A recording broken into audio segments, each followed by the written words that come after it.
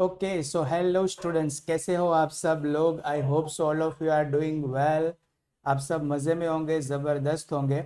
मैं संकेत सर फिर से एक बार आज के वीडियो सेशन में आप सबका हार्दिक स्वागत करता हूं। Welcome back to the channel.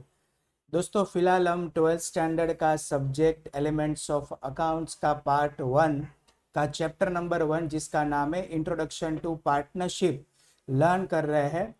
और ये लेक्चर ये चैप्टर का थर्ड पार्ट है। तो इसके पहले के दो पार्ट में हमने काफ़ी सारे टॉपिक्स है वो कंप्लीट कर दिए हैं। तो अभी तक आपने वो सारे पॉइंट्स लर्न नहीं किए हैं। सो मैं आप सबसे रिक्वेस्ट करूंगा कि वो पहले आप देख लीजिए, क्योंकि स्टेप बाय स्टेप आगे बढ़ेंगे तो ही आपको अकाउंट्स पूरा समझ में आएगा। राइट। तो दोस्तों आज के लेक्चर की अगर मैं बात करूं तो आज के लेक्चर में हम काफ़ी सारे नए टॉपिक जैसे कि profit and loss appropriation account क्या होता है, उसकी ज़रूरत क्या है, उसमें एंट्री कैसे होती है वो, then profit and loss account and profit and loss appropriation account का डिफरेंस क्या है, ऐसी बहुत सारी चीज़ें हम आज के लेक्चर में लर्न करने वाले हैं। सो आप सब रेडी हो जाइए अपने फ्रेश माइंडसेट के साथ। So without taking much more time let's get started. Okay दोस्तों, तो यहाँ पर आप स्क्रीन पर देख सकते हो कि टेक्स्ट बुक आपके स्क्रीन पर आ गई है। और अगर मैं बात करूँ प्रीवियस लेक्चर की, तो यहाँ तक के पॉइंट्स हमने ड्राइंग अकाउंट्स ऑफ पार्टनर्स तक के सारे पॉइंट हमने, यानी कि पॉइंट नंबर 8 तक हमने सब कुछ कंप्लीट कर दिया था। और आज के लेक्चर में हम स्टार्ट करने वाले हैं पॉइंट नंबर 9 से, जिसका नाम है profit and loss appropriation account. तो जल्दी से हम टेक्स्ट बुक में पॉइंट नंबर 9 पर आ जाते हैं।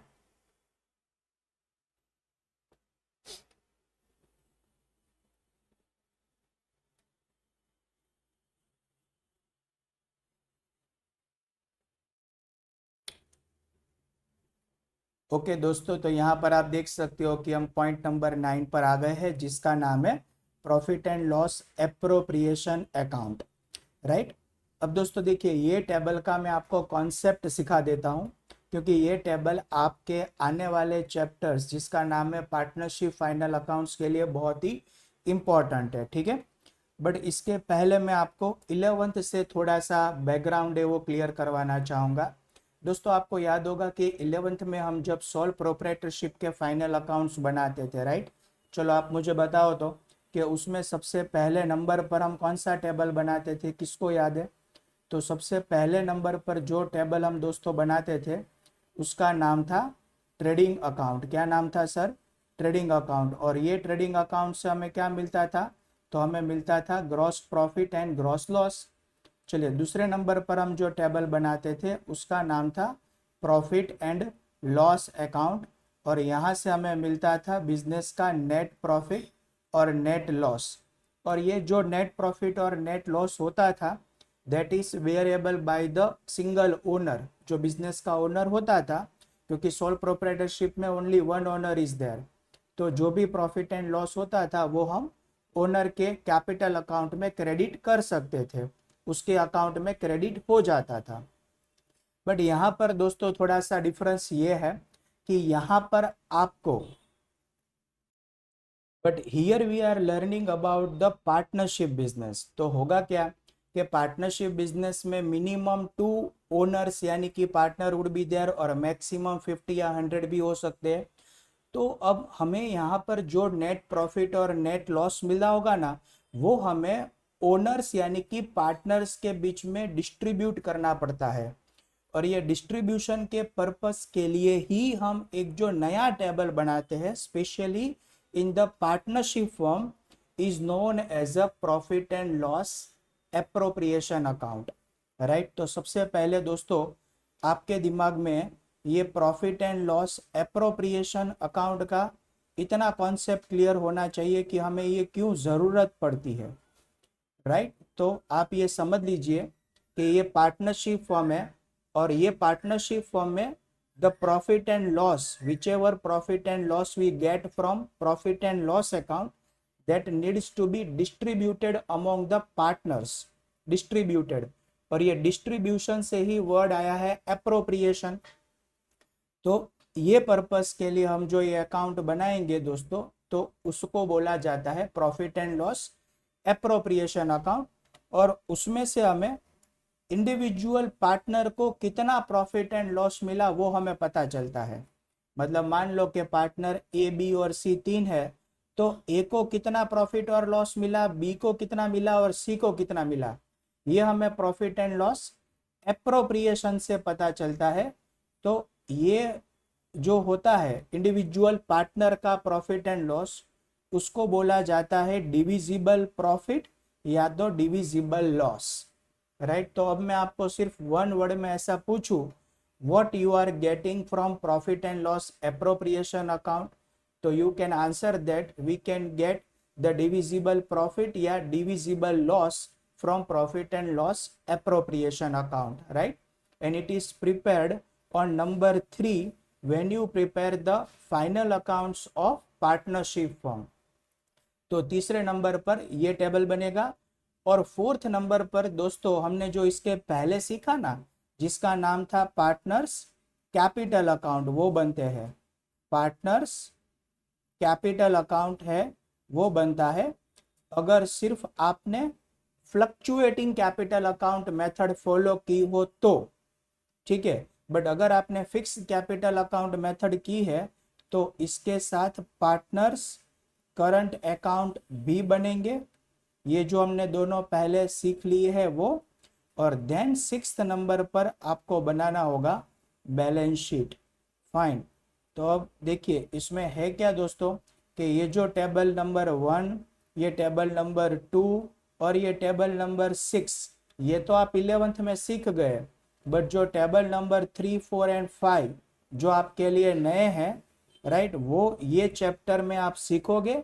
And then chapter number 2 final accounts में हम इसकी पूरी की पूरी प्रैक्टिस है वो करेंगे। रेडी। तो अभी हमने ये सीखा कि profit and loss appropriation account बनाने का ऑब्जेक्टिव क्या है। तो to know the individual partners profit and loss we prepare profit and loss appropriation account. अब हम नेक्स्ट पॉइंट पे ये लर्न करते हैं कि सर ये profit and loss appropriation account में रिकॉर्ड क्या होता है और कहाँ से इसकी शुरुआत होती है। तो देखिए दोस्तों, सबसे पहले तो आपको ऐसे टाइटल देना है, profit and loss appropriation account for the year ending on, जो ईयर एंडिंग की डेट है 31 मार्च 15, 16, 17, जो भी ईयर है वो लिखना है। और पार्टनरशिप फॉर्म ABC, ठीक है, ये टाइटल देंगे आप। देन 4 कॉलम, जैसे यूजुअली आप बाकी सारे टेबल बनाते हो वैसे 4 कॉलम का हमें बनाना है ये appropriation account. Particular amount, the left side is known as a debit side and the right side is known as a credit side, ठीक है। अब मैं आपको बताता हूं कि ये टेबल की शुरुआत कहाँ से होगी। तो देखिए ये टेबल आप बनाते हो 3rd नंबर पर, यानी कि प्रॉफिट एंड लॉस अकाउंट बनाने के बाद। तो प्रॉफिट एंड लॉस अकाउंट में से आपको क्या मिला होगा, सर हमें मिला होगा नेट प्रॉफिट या नेट लॉस, बस। तो इससे ही आप शुरुआत करोगे profit and loss appropriation account की। जैसे ग्रॉस प्रॉफिट और ग्रॉस लॉस कैसे प्रॉफिट एंड लॉस में ट्रांसफर होता है, वैसे नेट प्रॉफिट और नेट लॉस पहले ट्रांसफर होगा profit and loss appropriation account में। अब कौन सी साइड, तो अपोजिट साइड, जैसे बाकी सारे टेबल में है। नेट प्रॉफिट हो तो दोस्तों आपको ट्रांसफर करना है क्रेडिट साइड, ठीक है। और नेट लॉस हो तो आपको ट्रांसफर करना है डेबिट साइड। तो इसकी शुरुआत यहाँ से होगी। अब क्या, तो अब आपको profit and loss appropriation account का मैं आपको कॉन्सेप्ट बताता हूँ, ध्यान से समझिएगा। देखिए जैसे प्रॉफिट एंड लॉस अकाउंट की अगर हम बात करें तो उसमें क्या हम रिकॉर्ड करते थे, तो डेबिट साइड रिकॉर्ड करते थे सारे एक्सपेंसेस और क्रेडिट साइड इन रिकॉर्ड करते थे हम all incomes related to firm, बराबर है। But profit and loss appropriation account में भी आप डेबिट साइड रिकॉर्ड करेंगे ऑल एक्सपेंसेस ही, और क्रेडिट साइड इनकम रिकॉर्ड करेंगे आप फर्म के लिए इनकम ही रिकॉर्ड करेंगे। But the only difference is that this expense and income should be generated from partner. Expense और इनकम रिलेटेड टू पार्टनर आपको यहाँ पर रिकॉर्ड करना है, पार्टनर के रिलेटेड। अब आपके दिमाग में क्वेश्चन आएगा कि सर पार्टनर से भी फर्म को एक्सपेंस या इनकम हो सकती है, तो आंसर इज यस। क्यों? क्योंकि जो पार्टनर होते हैं ना, वो बिजनेस में कैपिटल और ड्राइंग के रिलेटेड ट्रांजैक्शन करते हैं, लोन के रिलेटेड ट्रांजैक्शन करते हैं। तो खास करके कैपिटल और ड्राइंग के रिलेटेड जो ट्रांजैक्शन है ना, उसमें से फर्म को इनकम या एक्सपेंस होती है। कैसे? अब आप सोचिए कि पार्टनर बिजनेस में क्या लेकर आते हैं? कैपिटल। अब ये कैपिटल पर हमें पार्टनर को इंटरेस्ट देना पड़ता है, यानी कि इंटरेस्ट ऑन कैपिटल। तो ये फर्म के लिए क्या हुआ? सर ये हमें पार्टनर को देना है, तो ये फर्म के लिए एक्सपेंस हुआ। तो एक्सपेंस जैसे मैंने बताया कि हम रिकॉर्ड करेंगे debit side, interest on capital, right. अच्छा, इसके अलावा हमें अगर कोई पार्टनर फर्म में एक्टिव है, तो एक्टिव पार्टनर को फर्म में से सैलरी, बोनस, कमीशन ये सब भी देना पड़ता है। तो ये सैलरी है, बोनस, कमीशन, रेम्यूनरेशन, ये सब भी हम पार्टनर को प्रोवाइड करेंगे। ठीक है। अच्छा, ये बात हुई एक्सपेंस के बारे में। अब हम बात करते हैं इनकम के बारे में। तो पार्टनर ने फर्म में से जो ड्राइंग किया, वो ड्राइंग पर हम पार्टनर से इंटरेस्ट चार्ज करेंगे, तो फर्म के लिए ये इनकम हुई। तो इनकम रिकॉर्ड करेंगे हम credit side, interest on partners drawing account, right. तो देखिए दोस्तों, ये भी हो गया पार्टनर ए बी सी, जिसका भी है वो लिख देना है। तो ये नॉर्मल बात हुई। अब दोस्तों आप याद करो कि हम फिक्स कैपिटल अकाउंट मेथड में कैपिटल अकाउंट के साथ करंट अकाउंट भी बनाते थे, और वो करंट अकाउंट की बैलेंस पर भी हमें पार्टनर को इंटरेस्ट है ना वो कैलकुलेट करना पड़ता था। अब देखो, अगर करंट अकाउंट की, मैंने आपको सिखाया था कि दोनों बैलेंस हो सकती है, क्रेडिट भी हो सकती है, डेबिट भी हो सकती है। तो अगर क्रेडिट बैलेंस है, यानी कि पॉजिटिव बैलेंस है, तो हमें पार्टनर को इंटरेस्ट देना पड़ेगा। तो interest on partners current account credit balance वो फर्म के लिए एक्सपेंस होगा। तो देखिए यहाँ पर लिखा है interest on the credit balance of current account of partner, ये फर्म के लिए एक्सपेंस होगा। बट अगर करंट अकाउंट की डेबिट बैलेंस है, यानी कि नेगेटिव बैलेंस है, तो दोस्तों ये नेगेटिव बैलेंस फर्म के लिए क्या होगी? इनकम होगी। यानी कि पार्टनर ने जो करंट अकाउंट है उसमें नेगेटिव बैलेंस हो गई, तो इसका मतलब ये हुआ कि पार्टनर है वो फर्म को इंटरेस्ट पे करेगा, तो फर्म के लिए ये क्या हो गई? इनकम हो गई सर। तो इसको हम लिखेंगे क्रेडिट साइड। ठीक है। तो ये सारी चीज़ें हुई पार्टनर के रिलेटेड। बट अब एक दो चीज़ें ऐसी है कि जो पार्टनर के रिलेटेड नहीं है, बट इसमें लॉजिक ऐसा है कि कभी कभार पार्टनर ऐसा सोचते हैं कि हमें अपना प्रॉफिट डिस्ट्रीब्यूट करने से पहले, एग्जैक्ट तभी पहले, हमें कुछ अमाउंट स्पेसिफिक फंड या जनरल फंड में साइड में रखनी है, यानी कि रिजर्व में रखनी है। बट कब? तो एग्जैक्ट प्रॉफिट डिस्ट्रीब्यूट करने से पहले। तो प्रॉफिट डिस्ट्रीब्यूट करने का टाइम कब आता है? लास्ट में आता है। तो यानी कि लास्ट में ही हमें, जब भी आपको क्वेश्चन में ऐसा दिया हो कि this much amount will be transferred to this reserve और सो एंड सो रिजर्व, तो आपको वो profit and loss appropriation account में डेबिट साइड लिखना पड़ता है। यहाँ पर देखिए दोस्तों, ये लिखा गया है। क्यों? क्योंकि इसमें पार्टनर ऐसा चाहते हैं कि वो प्रॉफिट डिस्ट्रीब्यूट करने से पहले इतना अमाउंट ये रिजर्व में सेव करके रखे। तो हमें ये अमाउंट यहाँ पर लिखना होगा, और इसकी दूसरी इफेक्ट जाएगी कहाँ पर? तो बैलेंस शीट में लायबिलिटी साइड हम जनरल रिजर्व लिखते हैं ना, उसमें ये प्लस हो जाएगा। ठीक है दोस्तों। तो ये एक स्पेसिफिक थोड़ी अलग चीज है कि जो पार्टनर के रिलेटेड नहीं है, बट इसकी इफेक्ट आपको यहाँ पर देनी है। डन। बस अब क्या हो गई सारी चीजें। अब आपको जैसे सिंपली लास्ट में आप कोई भी टेबल को क्लोज करते हो, वैसे इसको भी क्लोज करना है, राइट। अगर डेबिट साइड का टोटल ज्यादा है तो वो दोनों साइड लिखना है। तो डिफरेंस आपको दोस्तों यहाँ पर मिलेगा, ये डिफरेंस मिलेगा, इसको बोलेंगे डिविजिबल लॉस। क्यों? क्योंकि expense is more than income, तो ये डिफरेंस होगा डिविजिबल लॉस, और ये हम ट्रांसफर करेंगे पार्टनर्स कैपिटल अकाउंट में। बट उसके पहले हमें पार्टनर्स के बीच में ये लॉस को डिस्ट्रीब्यूट करना होगा in the ratio which is given in the question. but if the profit and loss ratio not given then it will be distributed in equal proportion. ये आपको याद रखना है, ठीक है। अच्छा, उल्टा हुआ सर, अगर क्रेडिट साइड का टोटल ज्यादा आया तो वो हम दोनों साइड लिखेंगे और डिफरेंस आपको डेबिट साइड मिलेगा, और ये जो डिफरेंस मिला उसको बोलते हैं डिविजिबल प्रॉफिट। ये भी जाता है पार्टनर्स कैपिटल अकाउंट में। डन। और ये भी आप जैसे मैंने बताया वैसे आपको डिसाइडेड रेशियो में पार्टनर्स के बीच में शेयर कर देना है, राइट। तो दोस्तों ये हो गया the concept of profit and loss appropriation account. But main चीज जो मैंने आपको ऊपर बताई वो याद रखेंगे कि डेबिट साइड रिकॉर्ड होते हैं expenses, right. Credit side record होती है income for the firm, but which type of expenses and income, तो which is generated by partner, ये आपको याद रखना है, राइट। ये एक्सपेंस और इनकम फर्म के नहीं होने चाहिए, होते हैं फर्म के लिए बट फर्म के रिलेटेड नहीं होने चाहिए। एक्सपेंसेस और इनकम जनरेटेड फ्रॉम पार्टनर होने चाहिए, तो वो आप यहाँ पर रिकॉर्ड कर सकते हो। डन। तो दोस्तों this is all about the profit and loss appropriation account. तो चलिए अब हम आगे बढ़ते हैं। नेक्स्ट पॉइंट में हमें एक नोट दी है और ये नोट आपके लिए समझना बहुत ही ज़रूरी है। मैं आपको ये सिंपल लैंग्वेज में एक्सप्लेन करता हूँ। देखिए दोस्तों, दो चीज़ें ऐसी है।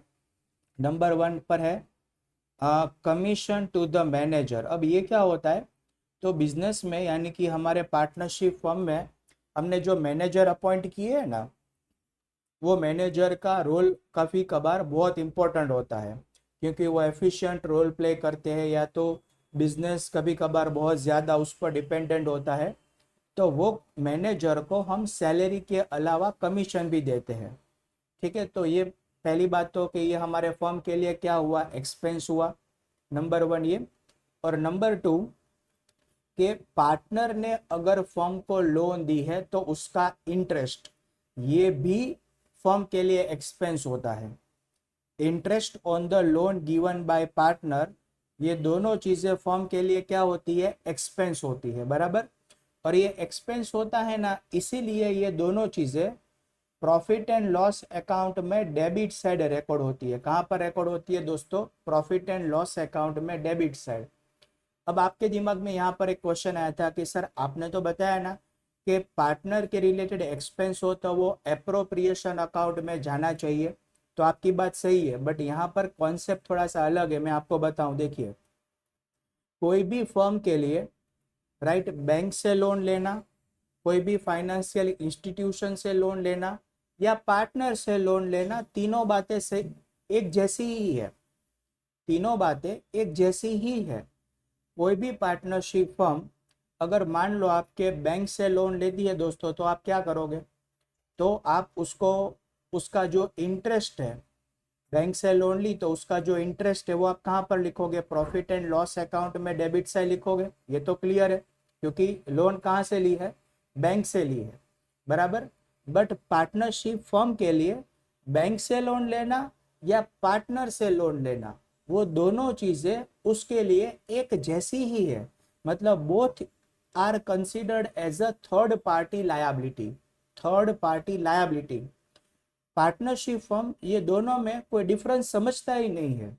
उसी के लिए तो बैंक से लोन लेना, फाइनेंशियल कोई इंस्टीट्यूशन से लोन लेना या पार्टनर से लोन लेना, तीनों बातें एक जैसी ही है, तो वो कोई डिफरेंस नहीं समझता है। इसीलिए हम इस तरीके की कोई भी लोन का इंटरेस्ट हो, फिर वो बैंक से ली हो, फिर वो फाइनेंशियल इंस्टीट्यूशन से ली हो, कि या फिर वो पार्टनर से ली हो, तो तीनों से लोन ली हो तो उसका इंटरेस्ट, इसीलिए हम प्रॉफिट एंड लॉस अकाउंट में डेबिट साइड ही लिखते हैं, ना ही कि profit and loss appropriation account में।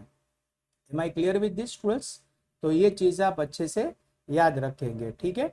बट बाकी सारी चीजें हैं पार्टनर्स के रिलेटेड, जैसे कि interest on drawing, interest on capital, बराबर, ये सारी चीजें आप एप्रोप्रिएशन अकाउंट में आप लिख सकते हो।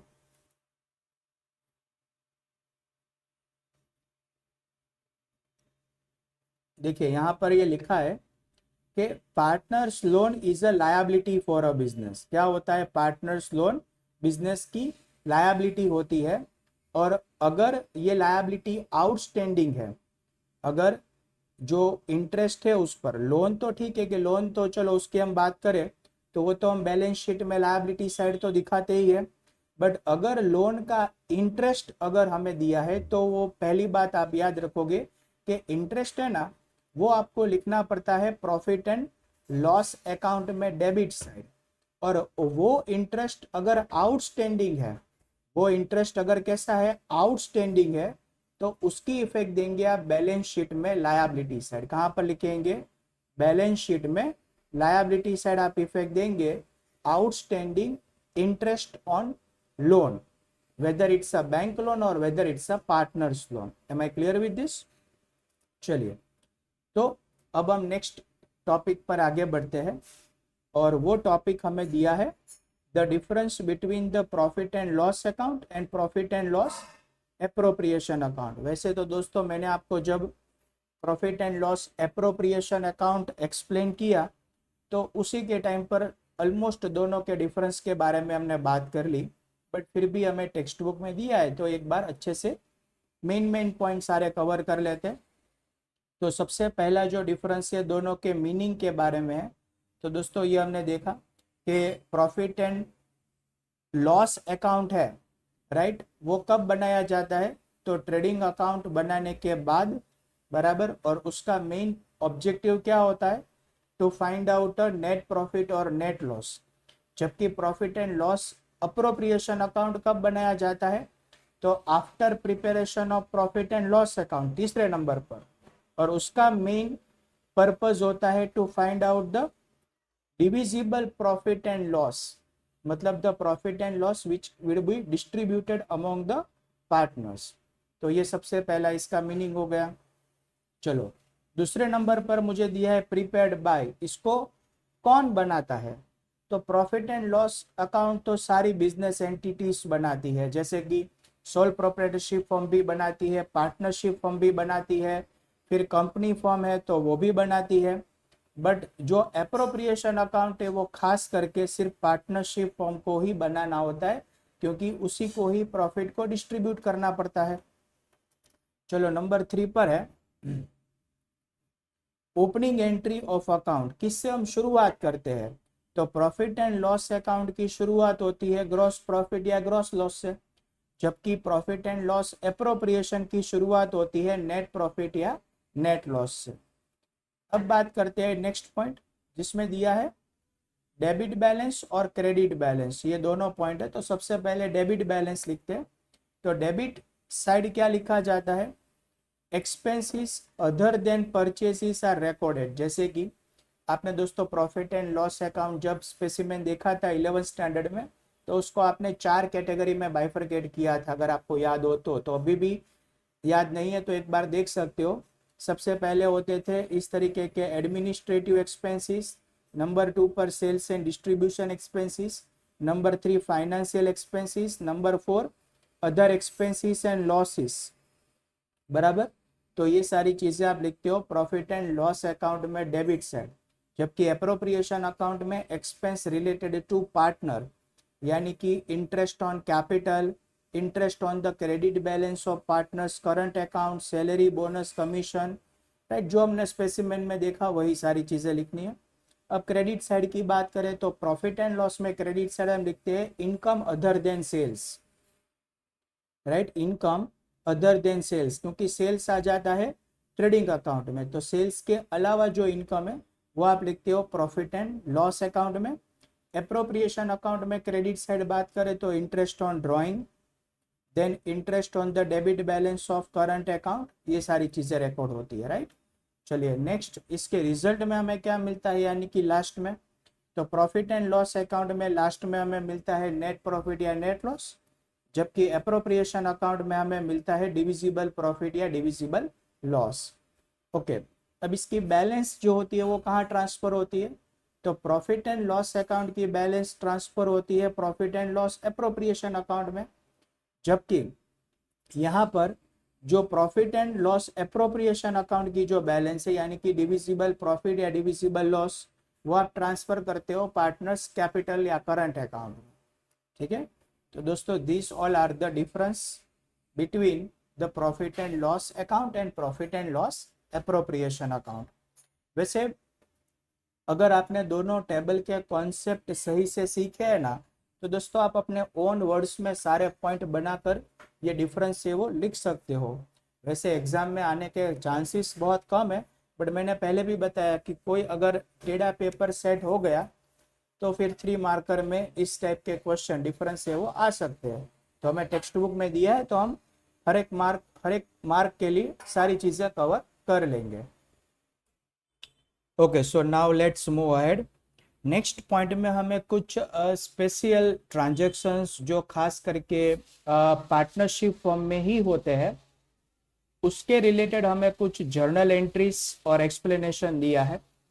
अब देखिए दोस्तों, जर्नल एंट्री वैसे देखा जाए ना तो आप डायरेक्टली मगअप करके भी लर्न कर सकते हो, बट मैं डेफिनेटली ये रिकमेंडेड नहीं करूंगा, क्योंकि जो मगअप करते हो ना वो आपको सर्टेन टाइम के लिए याद रह जाएगा, बट फिर आप भूल जाओगे, है ना। तो कॉन्सेप्ट को फॉलो करके जर्नल एंट्री बनाना सीखो। मैं ऑलवेज ये रिकमेंडेड करूंगा कि कॉन्सेप्ट को फॉलो करके जर्नल एंट्री बनाना सीखो, कि कोई भी नया ट्रांजैक्शन भी आ जाए ना तो उसकी भी जर्नल एंट्री आप खुद बना सको। कैसे? तो देखिए इस तरीके से। सबसे पहला पॉइंट हमें दिया है इंटरेस्ट ऑन कैपिटल के बारे में, ठीक है। अब आप ये सोचिए दोस्तों कि interest on capital partnership firm के लिए क्या होता है। तो पार्टनर है वो बिजनेस में कैपिटल लेकर आते हैं, इसीलिए फर्म को उसको इंटरेस्ट पे करना पड़ता है, और पे करना पड़ता है इसीलिए ये फर्म के लिए एक्सपेंस होता है। अब आप सोचिए कि 11th में ही आपने सीख लिया कि एक्सपेंसेस आर ऑलवेज डेबिटेड, तो बस यही चीज अप्लाई करके हमें सबसे पहले नंबर पर इंटरेस्ट ऑन कैपिटल को डेबिट कर देना है।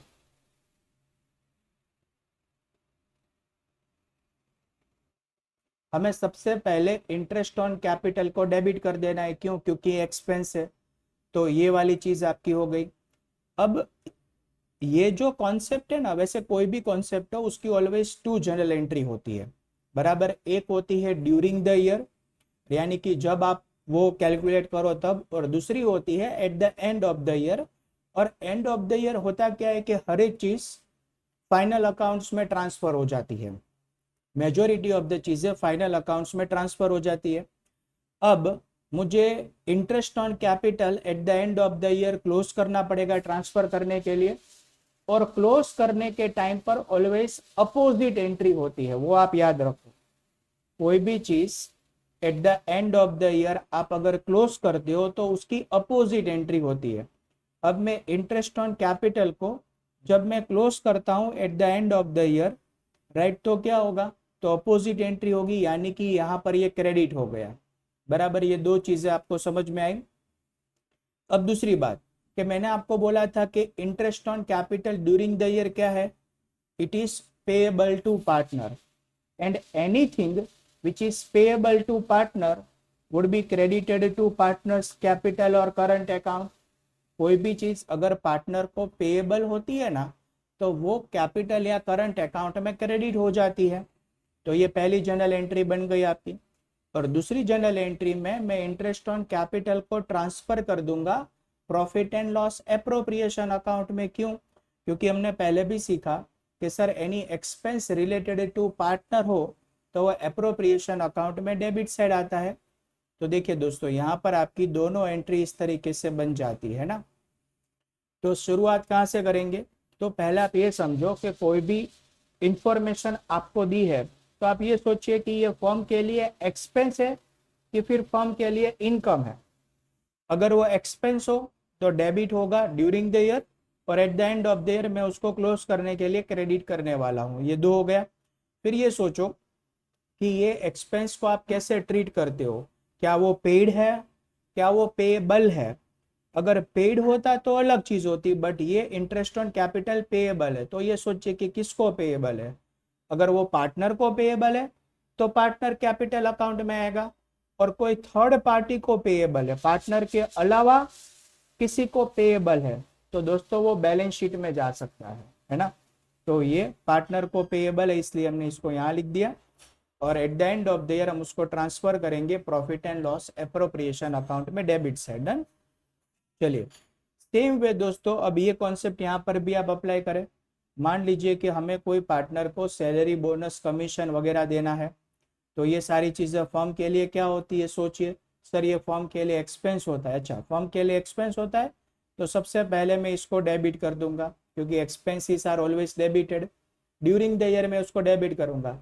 Eight the end of the year जब मुझे उसको क्लोज करना है, तो मुझे उसको क्रेडिट करना पड़ता है। तो ये दोनों चीज़ें हो गई। अब ये सोचिए कि ये पार्टनर सैलरी, बोनस, कमीशन किसको पेएबल होता है? सर पार्टनर को।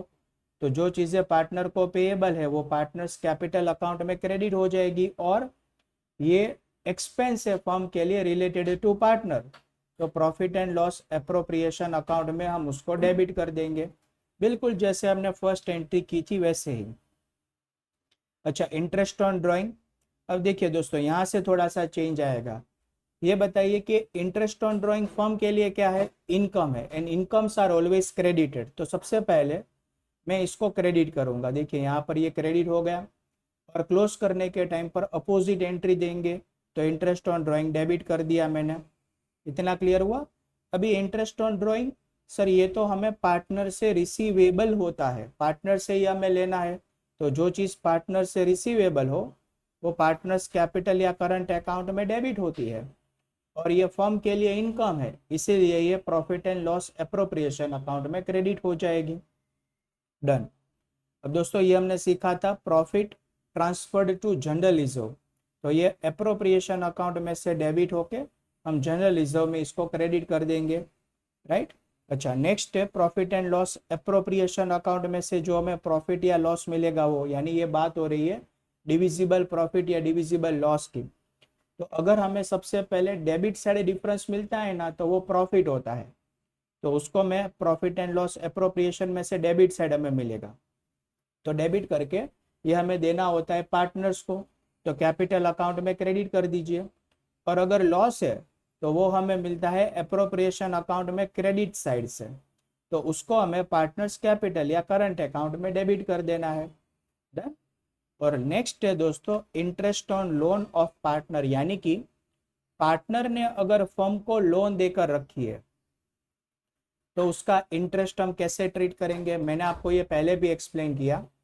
Interest on loan by partner firm के लिए एक्सपेंस है, एक्सपेंसेस आर ऑलवेज डेबिटेड। तो देखो मैंने ये डेबिट किया, ठीक है। अब आपके दिमाग में क्वेश्चन आएगा कि सर आपने क्यों 2 बार डेबिट किया? मैंने 2 बार डेबिट नहीं किया है, हमें ये देखना है कि ये इंटरेस्ट पेड है कि पेएबल है, यानी कि क्या हमने ये ड्यूरिंग द ईयर पेड कर दिया था। अगर वो पेड है तो मुझे कैश अकाउंट क्रेडिट करना पड़ेगा, और अगर वो पेएबल है तो मुझे outstanding interest on loan account credit करना पड़ेगा। तो दोनों एंट्री नहीं होगी, एंट्री दोनों में से एक ही होगी, बट आपको ये देखना है कि ये पेड है कि पेएबल है। डन।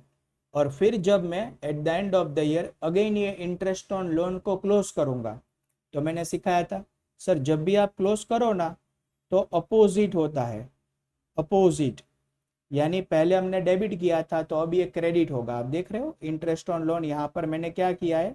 क्रेडिट किया है। और कहाँ ट्रांसफर करेंगे सर? तो इसको हम ट्रांसफर करेंगे जैसे हमने पहले सीखा, बिल्कुल वैसे ही, प्रॉफिट एंड लॉस अकाउंट में debit side, because you need to remember that partners loan is a third party liability like a loan taken from any financial institution. तो प्रॉफिट एंड लॉस अकाउंट में ये यहाँ पर debit हो जाता है, right. एक बात याद रखो दोस्तों कि eight the end of the year कोई भी चीज़ या तो प्रॉफिट एंड लॉस अकाउंट में ट्रांसफर होती है या profit and loss appropriation account में वो ट्रांसफर हो जाती है, ठीक है। डन। तो बस यहाँ तक के हमारे जो कॉन्सेप्ट थे वो हमें कुछ स्पेशल एंट्रीज के बारे में सिखाया था कि उसकी जनरल एंट्री कैसे होती है। वैसे ये चैप्टर में से जनरल एंट्री पूछी नहीं जाती है, हमें तो डायरेक्ट टेबल में ही उसका पोस्टिंग करना होता है, बट पोस्टिंग करने के लिए जनरल एंट्री का नॉलेज होना ज़रूरी है, क्योंकि हमने 11th में सीखा ना, पहले जनरल एंट्री होती है, तो जनरल एंट्री के बेस पर ही पोस्टिंग होता है, राइट।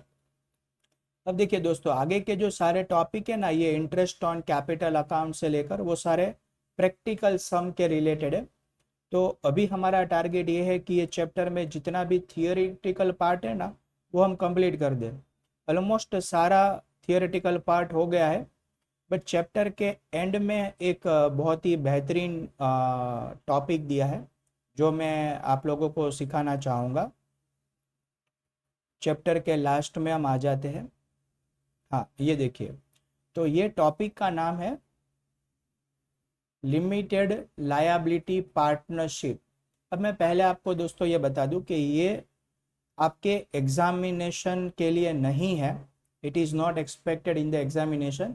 ये सिर्फ आपके अंडरस्टैंडिंग के पॉइंट ऑफ व्यू से दिया गया है, ठीक है। बट दोस्तों बहुत ही छोटा सा ही टॉपिक है और करंट और ट्रेंडिंग और बहुत ही इंफॉर्मेटिव है, इंटरेस्टिंग है। आप देखिए तो आपको पता चलेगा, राइट, मज़ा आएगा आप लोगों को। तो मैं आपको थोड़ा सा इसके बारे में बता देता हूँ। देखिए, अब हमने सबसे पहले पार्टनरशिप एक्ट 1932 में जो पार्टनरशिप फर्म के कैरेक्टरिस्टिक्स हमने स्टार्टिंग में देखे ना, उसमें आपको याद हो तो हमने कैरेक्टरिस्टिक्स देखा था कि पार्टनर्स की लायबिलिटी अनलिमिटेड होती है। पार्टनर्स की लायबिलिटी अनलिमिटेड होती है। अब ये है ना, पार्टनरशिप फर्म का एक बहुत बड़ा कंस्ट्रेंट है, आप ऐसा ही समझ लीजिए कि इसकी वजह से बहुत सारी जो पर्सन है ना वो पार्टनरशिप फर्म स्टार्ट करने के बारे में सोचते ही नहीं है। क्यों? क्योंकि चलो आप सिंपल सी बात समझिए कि अगर कोई बिजनेस में हमने जितने पैसे लगाए वो पैसे और फर्म मान लीजिए कि बंद हो गई, शट डाउन हो गई, वाइंड अप हो गई, प्रॉब्लम हो गया और बंद हो जाए, और चलो हमने जितने पैसे लगाए हो वो चले जाए, तो एक मिनट के लिए समझ सकते हैं। बट फर्म ने जो लायबिलिटी ली है, पार्टनरशिप फर्म की जो लायबिलिटी है, यानी फर्म ने बैंक से लोन ली हो, कोई थर्ड पार्टी से पैसे लिए हो, वो सारी रिस्पॉन्सिबिलिटी भी पार्टनर को ही पे करनी पड़ती है।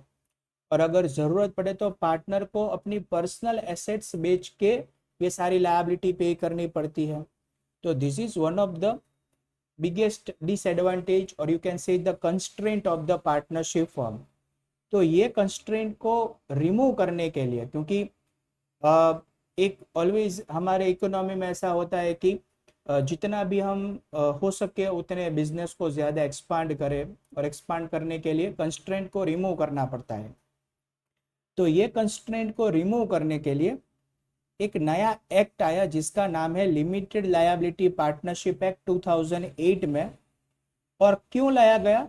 तो खास करके जो स्मॉल स्केल और मीडियम स्केल जो इंडस्ट्रीज थी ना, और उसमें ये जो एक कंस्ट्रेंट था, क्या था, लिमिटेशन क्या था, तो अनलिमिटेड लायबिलिटी ऑफ पार्टनर, उसको एलिमिनेट करने के लिए ये स्पेशली ये एक्ट इसीलिए लाया गया कि ये जो एक कंस्ट्रेंट था ना उसको पूरा का पूरा निकाल दिया गया इसमें से।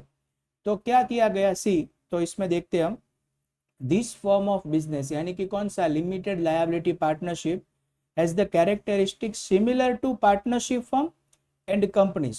तो इसमें क्या किया गया कि पार्टनरशिप और कंपनीज के जो कैरेक्टरिस्टिक्स थे ना वो दोनों को मिक्स किए गए।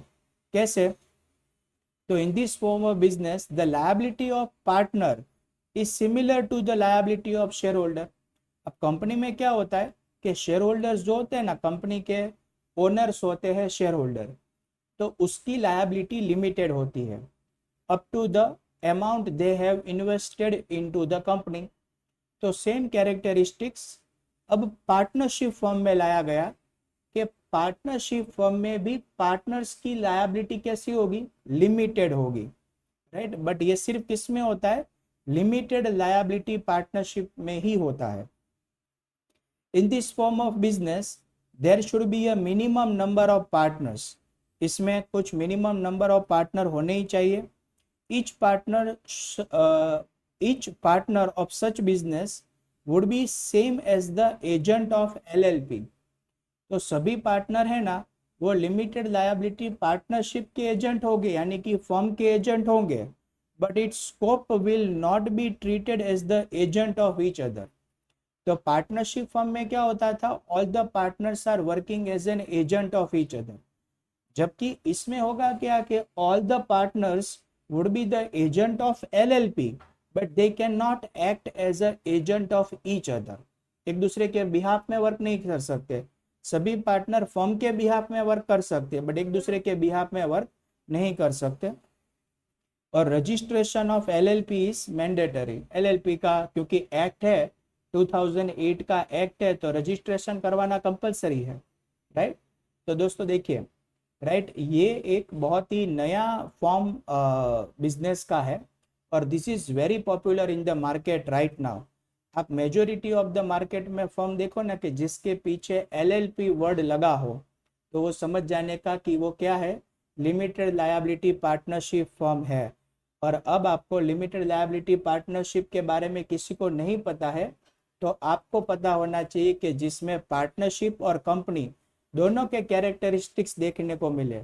पार्टनरशिप के कैरेक्टरिस्टिक्स क्या, तो वो सभी वर्क करेंगे एज ए पार्टनर, ठीक है। बट कंपनी के कैरेक्टरिस्टिक्स क्या, तो कंपनी में शेयर होल्डर के लायबिलिटी लिमिटेड होती है तो वैसे यहाँ पर पार्टनर्स की लायबिलिटी भी लिमिटेड होगी, right. And they can not work as a agent of each other, they all would work as a agent of LLP. तो दोस्तों अब आपको एलएलपी के बारे में कहीं पे भी देखने को मिले तो ये नॉलेज आपके पास होना चाहिए, राइट। फाइन स्टूडेंट्स, तो इसके साथ हमारा ये एक स्मॉल टॉपिक था, यहाँ पर हमने कंप्लीट किया। आई hope so all of you found this interesting. चलिए आगे बढ़ते हैं। नेक्स्ट दोस्तों, थियरी में हमने देखा था कि ये चैप्टर में से कुछ मल्टीपल चॉइस क्वेश्चंस भी आने वाले हैं। तो हमने जब सारी थियरी ली है तो ये टॉपिक को भी हम कंप्लीट कर देते हैं। एक्सरसाइज में से वन बाय वन सारे हम एमसीक्यू ले लेते हैं। Let's start from the number 1। तो सबसे पहला है, what is the interest on partners capital for a partner.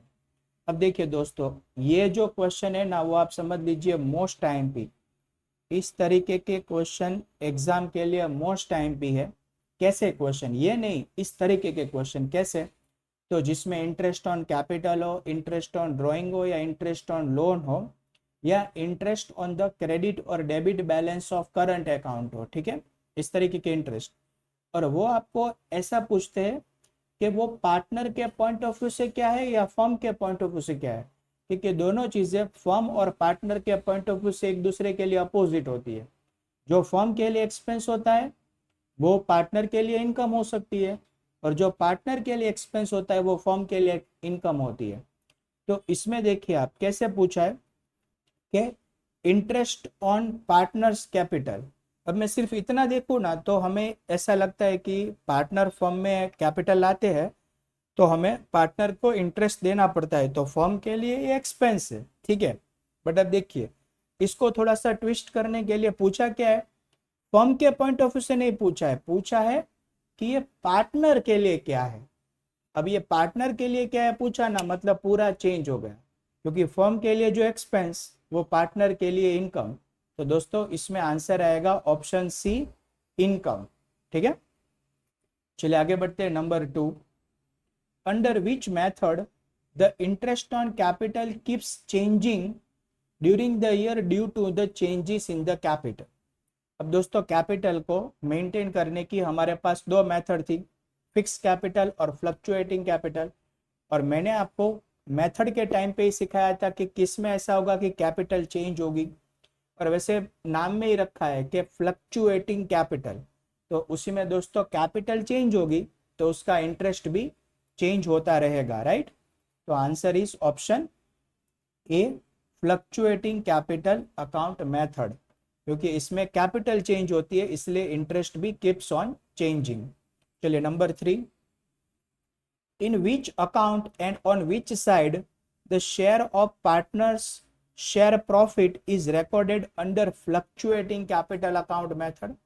आपको ऐसा पूछा है कि फ्लक्चुएटिंग कैपिटल अकाउंट मेथड में जो पार्टनर का प्रॉफिट होता है वो कौन सी साइड और कौन से अकाउंट में रिकॉर्ड होता है। तो पहली बात तो दोस्तों फ्लक्चुएटिंग कैपिटल अकाउंट मेथड में एक ही टेबल बनता है, वो है पार्टनर्स कैपिटल अकाउंट।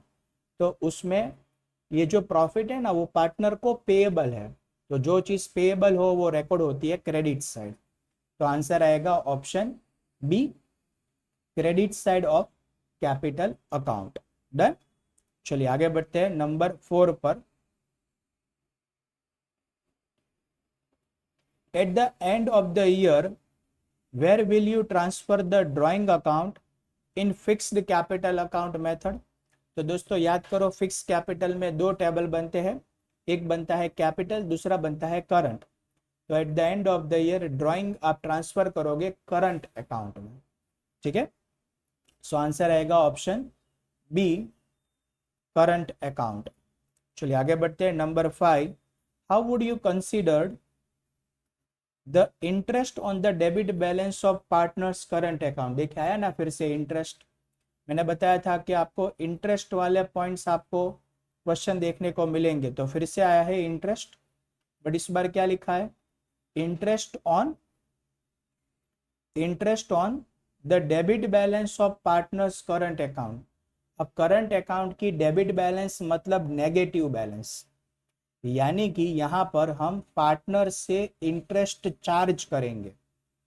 तो फर्म के लिए इनकम हुई और पार्टनर के लिए एक्सपेंस हुआ, बट आपको पूछा किसके पॉइंट ऑफ व्यू से है, आपको पूछा है फर्म के पॉइंट ऑफ व्यू से। तो दोस्तों फर्म के लिए ये क्या होगा, तो फर्म के लिए डेबिट बैलेंस का इंटरेस्ट फर्म के लिए इनकम होता है।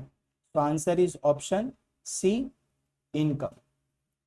चलिए आगे बढ़ते हैं नंबर 6 पर। व्हाट इज द इंटरेस्ट, फिर से इंटरेस्ट का क्वेश्चन आया। इंटरेस्ट ऑन ड्राइंग, अब ड्राइंग कौन करता है, पार्टनर करते हैं सर, और उसका इंटरेस्ट फर्म के लिए इनकम, फर्म के लिए इनकम, पार्टनर के लिए एक्सपेंस।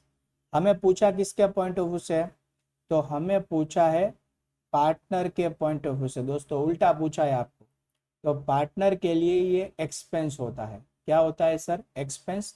तो right answer is option A, an expense. चलिए आगे बढ़ते हैं नंबर 7 पर।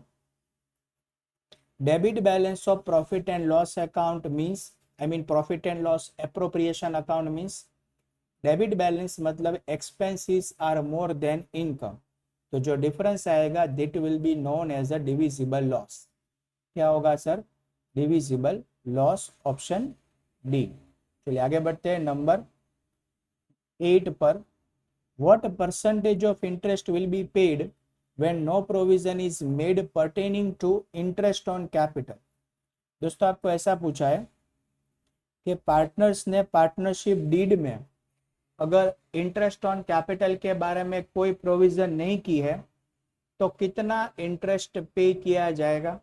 तो दोस्तों हमने ये जो हमारा पॉइंट था ना कि when the partnership deed is not prepared or in the absence of partnership deed which provisions of Indian Partnership Act 1932, ये वाले पॉइंट में हमने सीखा था कि अगर पार्टनर्स ने पार्टनरशिप डीड नहीं बनाया है या तो उसके रिलेटेड कोई प्रोविजन नहीं की है तो interest on capital will not be provided.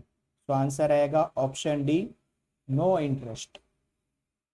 चलिए आगे बढ़ते हैं नंबर 9 पर। What percentage of interest will be paid on the loan lent by partner to the firm when no such provision is made in the partnership deed। दोस्तों फिर से एक ऐसा क्वेश्चन आया, बट इस बार इंटरेस्ट ऑन कैपिटल नहीं है, interest on loan है। तो इंटरेस्ट ऑन लोन 6% के रेट से प्रोवाइड करना पड़ता है। So answer is option A, 6% interest on loan given by partner. ठीक है, अगर पार्टनरशिप डीड बनाया है तो उसमें जो मेंशन किया वो रेट आएगा, बट नहीं बनाया है तो compulsory 6% as per Indian partnership act 1932। Next है नंबर 10 हम लेंगे दोस्तों।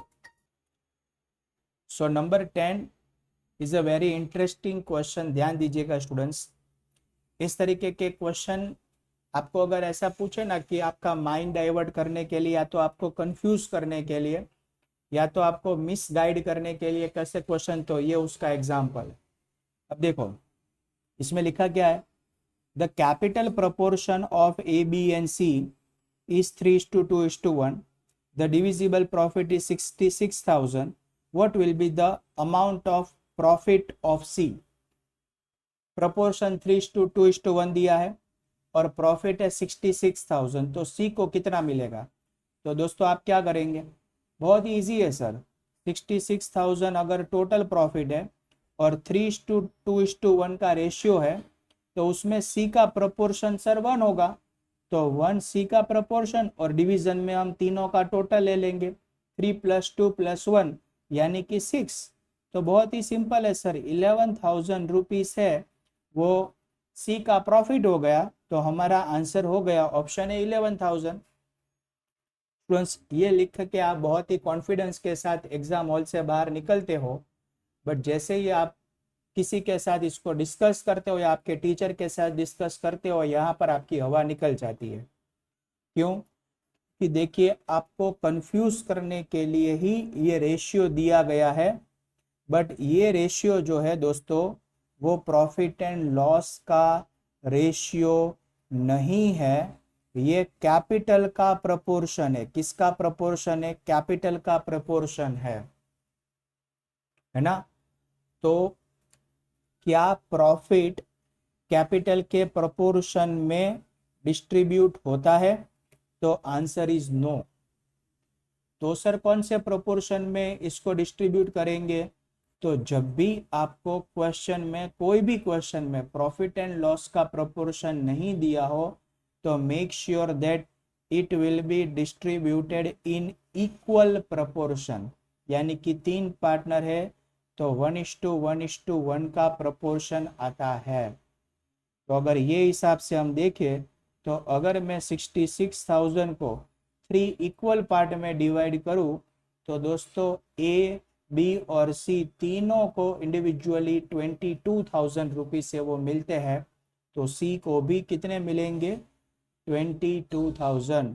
और धीरे से आपका ऑप्शन जो आपने यहाँ पर टिक मार्क किया था दोस्तों, वो शिफ्ट होकर यहाँ पर आ जाता है। Am I clear with this, समझ में आया। तो ऐसा मत सोचिए कि जितना दिखाई देता है उतने इजी क्वेश्चन आप एग्जाम में आए, और ये तो टेक्स्ट बुक में दिया है ना। तो टेक्स्ट बुक ही हमें गाइड करता है कि पेपर में क्या क्या आना चाहिए। तो टेक्स्ट बुक में ऐसे थोड़े ट्विस्टिंग वाले क्वेश्चन हो तो एग्जाम में भी आ सकते हैं। मेक श्योर दैट कि आप खास करके एमसीक्यू के आंसर देने से पहले 2 बार क्वेश्चन को रीड करें और पूरा समझ के ही उसको अटेम्प्ट करें। एक छोटी सी गलती आपके यहाँ पर मार्क्स है वो गवा सकती है। फाइन, सो आई होप सो गाइस, सारे के सारे क्वेश्चन हमने कंप्लीट किए, आपको समझ में आ गए होंगे। बस तो ऑलमोस्ट यहाँ पर हमारे ये चैप्टर के सारे थियोरेटिकल पॉइंट्स है वो कंप्लीट होते हैं दोस्तों। अब हमें 3 मार्कर्स के लिए जो शॉर्ट सम्स दिए हैं, यहाँ पर है, आप देख सकते हो क्वेश्चन नंबर 3 में 1 से लेकर 11 वो सारे हमें अच्छे से बाय हार्ट प्रैक्टिस करनी है, क्योंकि ये चैप्टर में से 3 मार्कर एक आने ही वाला है, और उसमें ये जो सारे सम है ना, वो सारे के सारे मोस्ट आईएमपी सम है। 11, only 11 sums are there, and you can 95% you can expect one question from these 11 questions, right? तो दोस्तों नेक्स्ट लेक्चर में हम बहुत ही जबरदस्त इसकी प्रैक्टिस करने वाले हैं। लेक्चर के साथ आप सभी को जुड़ जाना है, बट फिलहाल के लिए यहाँ पर ही हम होल्ड करेंगे दोस्तों। होल्ड करने का मतलब ये नहीं है कि यहाँ पर ये कंप्लीट हो गया। मेक श्योर दैट कि टॉपिक थोड़ा सा भी डिफिकल्ट लगा हो तो उसको रिवाइज कर करके देखिए। ये लेक्चर, ऑनलाइन लेक्चर का यही सबसे बड़ा बेनिफिट है कि आप अपने कन्वीनियंट टाइम पर, अपने कन्वीनियंट प्लेस से जितनी बार लेक्चर देखना चाहो उतनी बार देख सकते हो, जो ऑफलाइन में कभी पॉसिबल नहीं है। ऑफलाइन में प्लेस भी फिक्स होता है, टाइम भी फिक्स होता है, और 1 टाइम ही आपको वो चीज़ मिलती है। फिर दूसरी बार आप अपने मुताबिक नहीं देख सकते, आपको टीचर से मिलना पड़ता है, परमिशन लेनी पड़ती है, जबकि यहाँ पर ये बिल्कुल कंस्ट्रेंट नहीं है, राइट। और हाँ, खास करके डाउट सॉल्यूशन का, डाउट क्वेरी से, तो उसके लिए हम बहुत ही इजीली अवेलेबल है। आप मुझे कमेंट बॉक्स में या व्हाट्सअप नंबर पर आपके कोई भी डाउट हो या आपकी कोई क्वेरी हो, आपकी कोई डिमांड हो, तो डेफिनेटली मुझे आप पूछ सकते हो। I would be there right till your annual examination. Fine, तो दोस्तों आज के लिए यहाँ पर ही हम होल्ड करेंगे। जल्दी से मिलते हैं नेक्स्ट लेक्चर में। Till then see you guys, all of you take care and have a nice day.